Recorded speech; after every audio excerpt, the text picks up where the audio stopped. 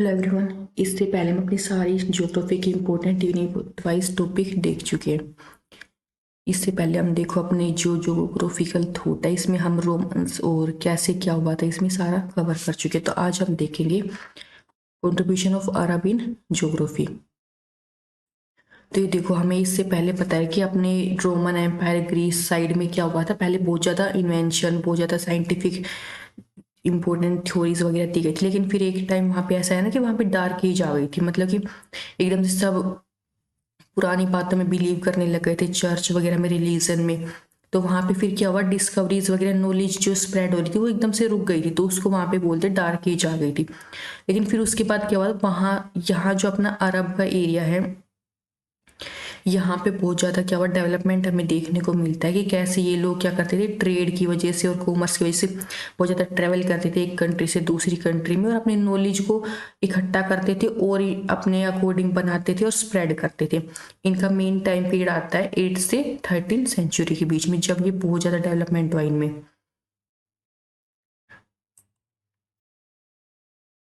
तो सबसे पहले हम देखेंगे अल मसूदी। ये आप सबको पता होगा, अल मसूदी कौन थे, जिन्होंने अपने इंडिया में जो मानसून होता है उसके बारे में बताया था। तो ऐसे याद कर लो, मानसून एम से और ये मसूदी मानसून। तो हमेशा ये याद रखना है मसूदी कौन से वाले, जो अपने जिन्होंने अपना मानसून का कॉन्सेप्ट दिया था। तो ये बोर्न हुए थे देखो अपने 9th सेंचुरी में। फिर इनकी डेथ हो गई थी 956 इजिप्ट में। और फिर इन्होंने ट्रेवल कहाँ कहाँ किया था पूरा, Persia, Syria, Armenia, central Asia, Oman, India, Ceylon, Madagascar. Ceylon कहाँ है, ये अपना श्रीलंका। और फिर इन्होंने कंट्रीब्यूशन दिया अपना cosmology, astronomy, Islamic law, metrology, history, Arabic folklore में। और मेन इसका देखो पॉइंट ये आ जाएगा जिस पे क्वेश्चन बनता है कि इन्होंने जो पूरी दुनिया थी उसको 7 पार्ट में डिवाइड कर दिया था। Persian, Chaldeans, Greek, Egyptians, Libyans, Turkish, Hindu और चाइनीज। फिर इनकी इंपॉर्टेंट बुक आ जाते हैं जिन पे क्वेश्चन बनते हैं। तो एक बार इनको देख लेंगे, बार बार इनको नोट में लिख लेंगे, बार बार देखेंगे तो याद हो जाएगा। ये इनका जैसे स्क्रीनशॉट भी ले लो। देखो फिर इनके इंपॉर्टेंट पॉइंट्स हैं।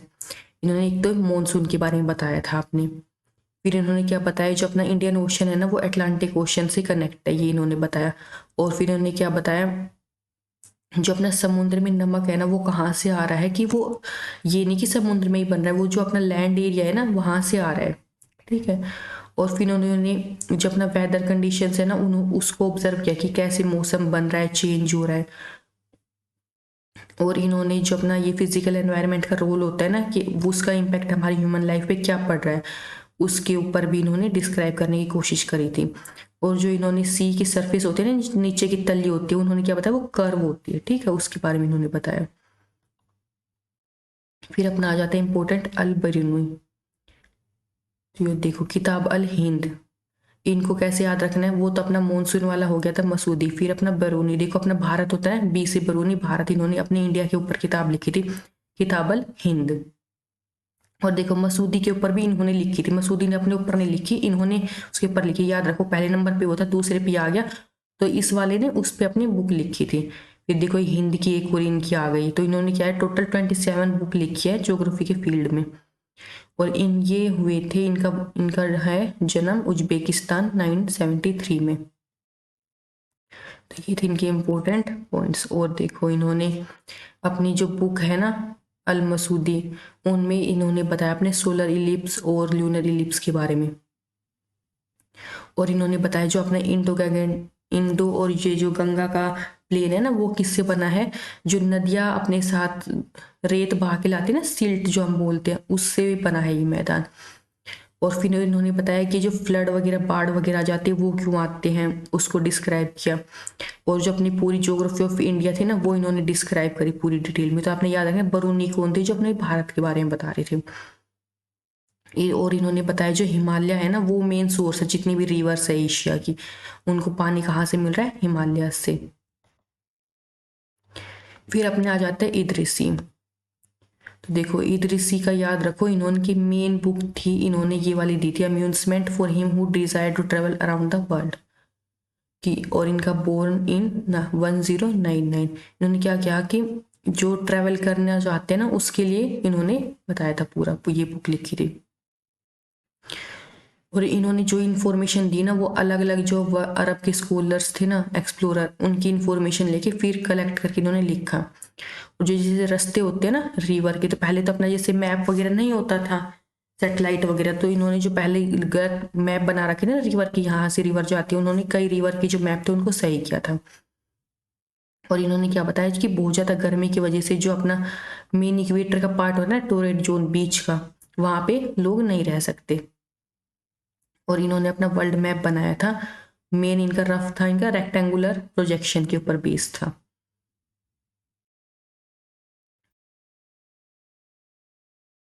ये देखो इनका मैप।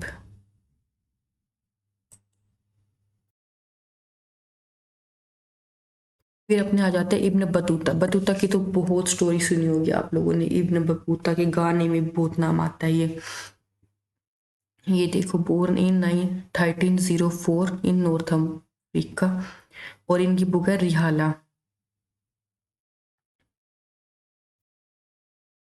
और इन्होंने इस बुक में क्या लिखा था, soil, agriculture, economy, political history जो है अपने पूरे मुस्लिम वर्ल्ड की, उसके बारे में इन्होंने देखो पूरा ट्रेवल किया था 28 ईयर्स तक, ज़्यादा 120 किलोमीटर, 1000 से भी ज़्यादा, बहुत ज़्यादा। और उस टाइम पे ये बहुत बड़ी बात है, आप तो आज तो एरोप्लेन में बैठो ठीक है पहुंच जाओगे फट से, उस टाइम पे इतनी कुछ नहीं थी सुविधा, आपको पैदल या फिर या जैसे घोड़ा गाड़ी वगैरह इनसे ही ट्रेवल करना पड़ता था। और इन्होंने ये आए थे इंडिया क्रॉस करके अफगानिस्तान जो माउंटेन एरिया था वहां से। तो देखो इसका याद रखो, डबल टी है इसके नाम में, एक तो ये देखो यहाँ पे भी टी है, तो एक तो ये ट्रेवलर थे, तो याद रखो कि इन्होंने बहुत ज्यादा ट्रेवल किया था। इनकी बुक है ये रिहाला। फिर अपने आ जाते हैं खल्दून, टुनीशिया, और 1342 में ये जन्म हुआ था। इनकी बुक है मुकदमा मेन, और इसमें इन्होंने लिखा था इंट्रोडक्शन ऑफ हिस्ट्री। ये बताती है ह्यूमन इकोलो, ये जो सोसाइटी है, नेचुरल इन्वायरमेंट, उसके बारे में बताती है। और इन्होंने क्या कहा, जो नॉर्थर्न हेमिस्फीयर है ना वो ज़्यादा डेंसली पॉपुलेटेड है।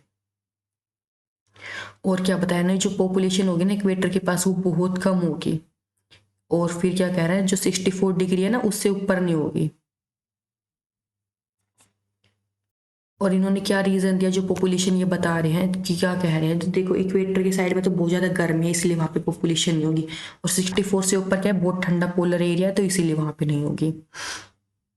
और इन्होंने क्या बताया, जैसे अपनी जनजातियां वगैरह नहीं होती नोमैड्स, तो क्या कह रहे हैं, ये क्या बता रहे हैं, अपने पहले की लाइफ के बारे में बता रहे हैं कि अपने पहले के लोग ऐसे रहते थे, हम इनको देख के पता लगा सकते हैं।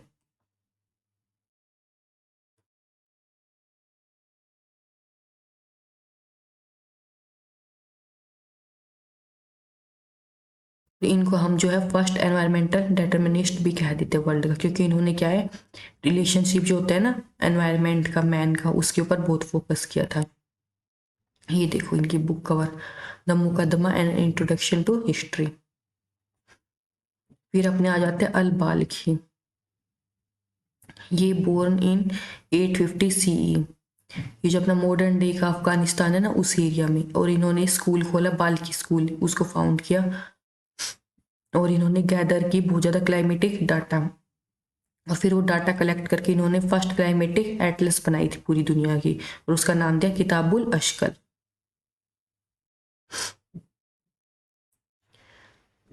तो ये थे अपने इम्पोर्टेंट अरब के स्कॉलर्स। ऐसे ही हमने हर जो टॉपिक है ना ज्योग्राफी का, सारे यूनिट के सिलेबस वाइज, और जो इम्पोर्टेंट एमसीक्यूज है ना वो सारे कवर कर रखे हैं। अगर आपने देखने हैं तो वो एक बार कवर कर लो फटाफट स्पीड में करके, जैसे आपको लगता है कि मेरे को ये यूनिट टफ है तो बस उसका कवर कर लो, और बाकी अपना नोट्स देखते चलो। और आप अपनी फीडबैक वगैरह आप कमेंट में लिख सकते हैं, शेयर और लाइक करें अपने दोस्तों को। और अगर कोई चाहिए ना कि टॉपिक, हाँ मेरे को इसके नोट चाहिए या वीडियो क्लास चाहिए, तो आप मेरे को वो भी कमेंट में बता सकते हो। Thank you.